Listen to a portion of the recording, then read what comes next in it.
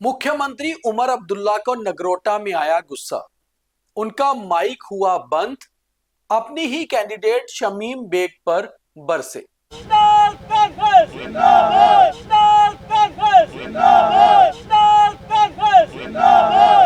उसके बाद बिना माइक के जनता को कहा कि मैं आपके सामने हूं, मेरा पिछला कार्यकाल और अब का कार्यकाल भी आपके सामने है। आपको फैसला करना है कि आपको अपने लिए कौन सा कैंडिडेट चुनना है।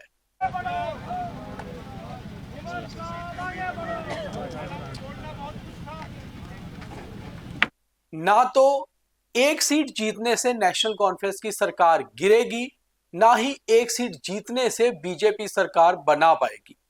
मगर इतना जरूर होगा कि जो भी कैंडिडेट नगरोटा और बड़गाम से जीत कर आएंगे वो सरकार की तरफ होंगे, तो उस इलाके के काम, उस विधानसभा क्षेत्र के काम ज्यादा अच्छे से होंगे।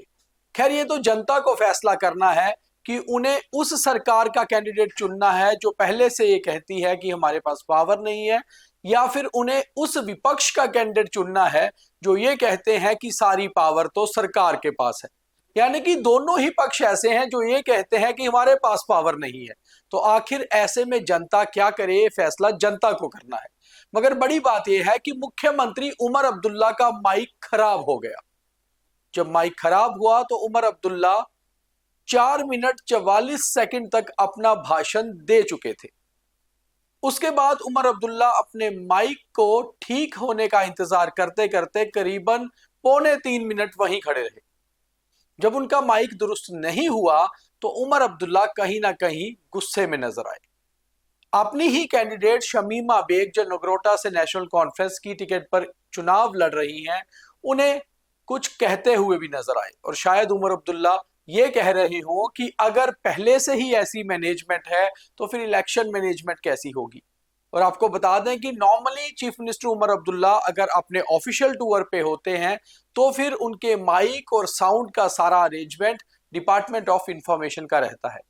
मगर क्योंकि ये इलेक्शन कैंपेन थी और इलेक्शन कैंपेन के दौरान वो एक पार्टी के मुखिया के तौर पर वहां पर कैंपेन कर रहे थे, इसलिए माइक एंड साउंड का सारा जिम्मा जो था वो नेशनल कॉन्फ्रेंस का था।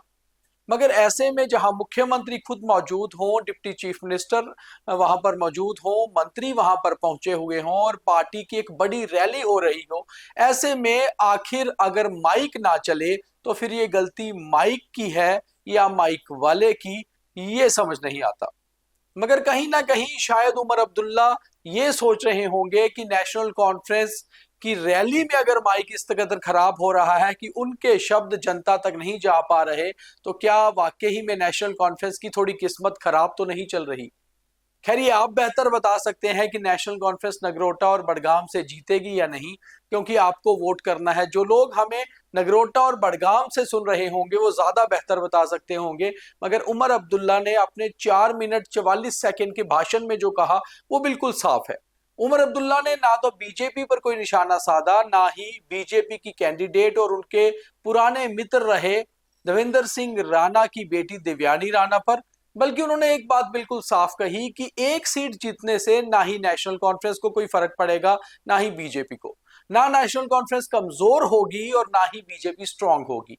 बल्कि बात इतनी है कि आपको ये देखना है कि आपको एक कैंडिडेट वो जिताकर भेजना है जो सरकार में जाकर बैठे और आपके काम बहुत आसानी से करवा पाए, या फिर आपने उस कैंडिडेट को चुनना है जो विपक्ष की तरफ बैठे और शायद फिर आपके काम में विलंब हो।